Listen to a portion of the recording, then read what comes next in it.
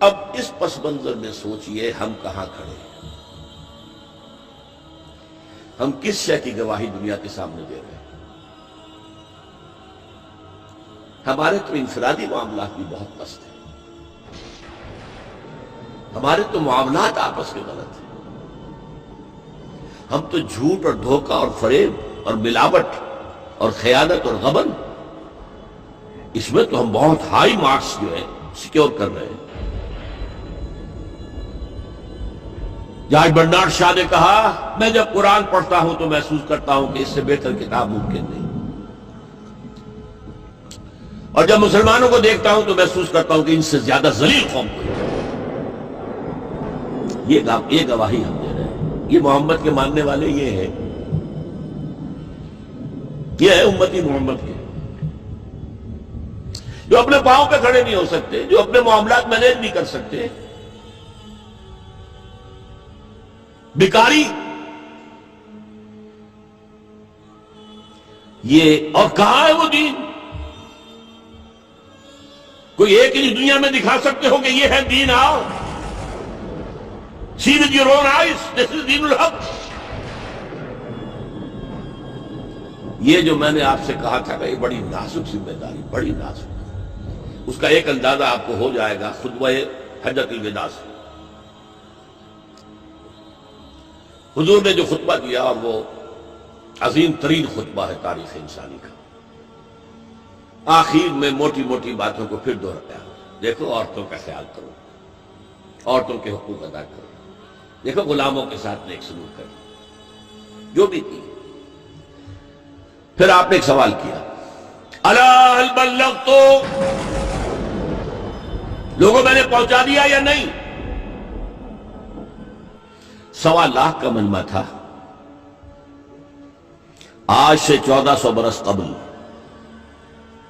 1.25 لاکھ کا مجمع بہت بڑی بات تھی، بہت بڑی بات، جبکہ ابھی اسلام صرف جزیرہ نما عرب تک محدود تھا،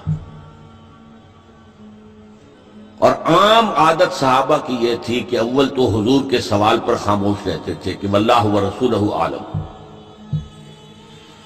یا اگر جواب دیتے تھے تو فرط ادب سے بہت مختصر جواب۔ یہاں 4 جواب دیے ہیں صاحب، انا نشہد انک قد بلغت الرسالۃ وادیت الامانۃ ونصحت الامۃ وکشفت الغمۃ۔ 3 مرتبہ حضور نے کہا الا هل بلغت، اور 3 مرتبہ جواب آیا انا نشہد انک قد بلغت الرسالۃ وادیت الامانۃ ونصحت الامۃ وکشفت الغمۃ۔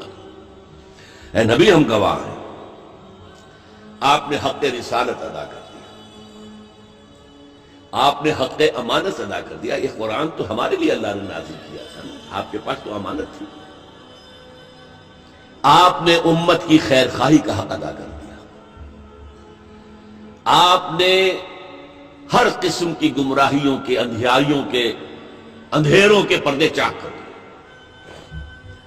3 دفعہ یہ جواب لے کر انگشت شہادت سے اشارہ کیا آسمان کی طرف، پھر لوگوں کی طرف، اللہم اشہد، اللہم اشہد، اللہم اشہد۔ اے اللہ تو بھی گواہ رہے، یہ مان رہے کہ میں نے پہنچا دیا۔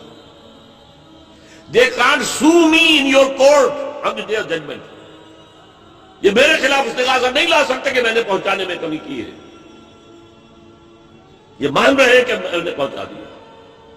It was the sigh of relief جس کو کہتے ہیں 23 برس کی محنت شاقہ۔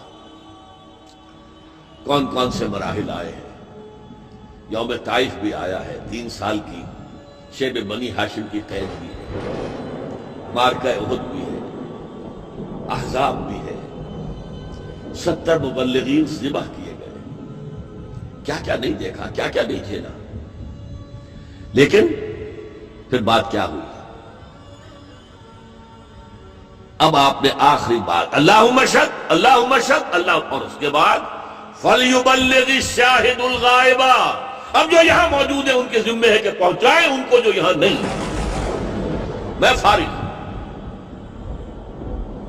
میرے کندھے سے بوجھ اتر گیا، تمہارے کندھوں پر آیا۔ اب اس غائب میں وہ بھی تمام لوگ شامل تھے جو اس وقت دنیا میں تھے اور وہاں نہیں تھے۔